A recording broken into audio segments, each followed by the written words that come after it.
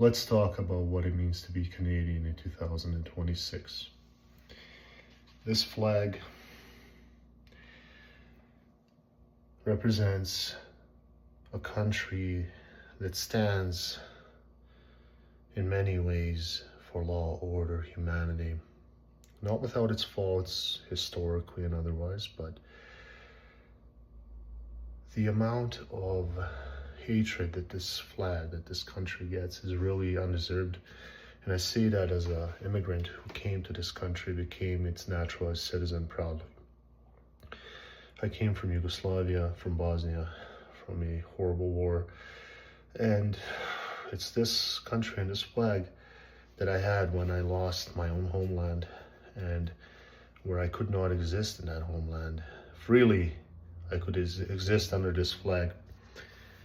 And I find it really disappointing when some people, some Canadians, especially here in the province of Alberta where I live, are ready to betray their country, their flag, for the sake of MAGA populism, Maple MAGA, for the sake of pandering to some kind of pipe tale about becoming a part of the United States. If you study history at all, you know that no empire has ever persisted forever. The United States right now is openly in its aggressive imperial stage. To join that would be to be on the wrong side of history, morally and opportunistically. I don't understand the treacherous nature of some of my fellow Albertans who are ready to abandon this flag, this country that stands for so many wonderful things that so many people around the world admire. I'm disgusted and ashamed and also furious. Prime Minister Carney said it well. He said that the old relationship that Canada had with the United States is over, and this doesn't mean that all Americans are to blame. Absolutely not. A lot of them voted against the current incumbent president, so we don't blame all of them, absolutely. But the nature of state relations between Canada and the United States and the United States and the rest of the Western world is definitely over. If the world's superpower and greatest military force of all time decides to go rogue,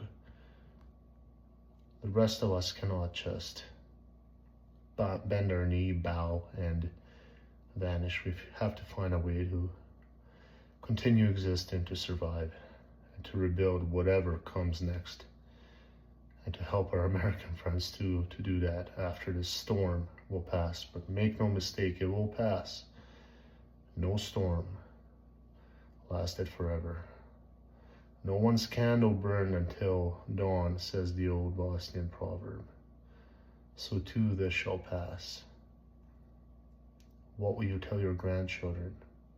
Where did you stand? What side of history did you stand? Did you support separatism in Alberta? Did you support treachery of your fellow Canadians, of your country that you were born in or you were naturalized in? What will you tell your grandchildren?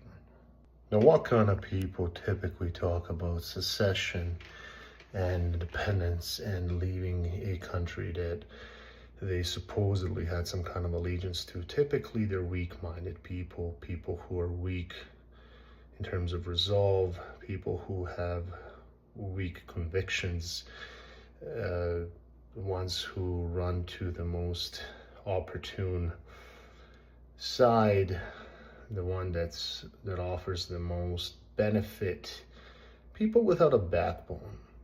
This is not me trying to insult anybody. It's just merely an observation born of a life in which I have witnessed war, genocide, destruction, ethnic cleansing, being a refugee, and starting over again.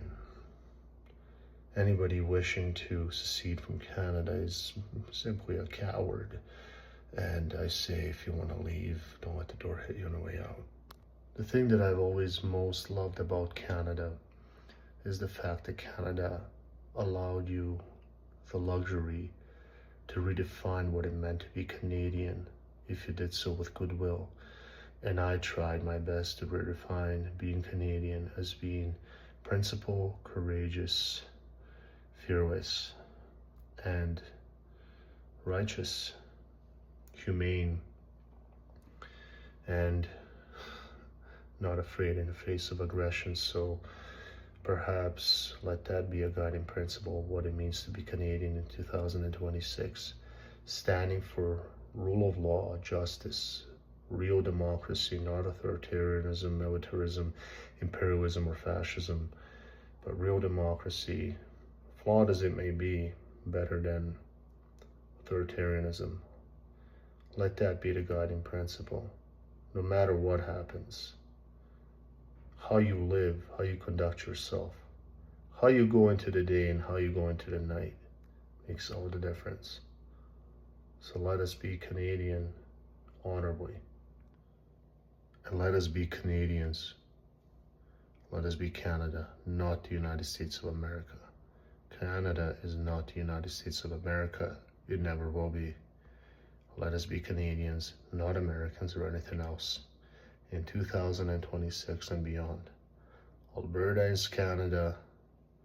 Canada is a sovereign country, and it always will be.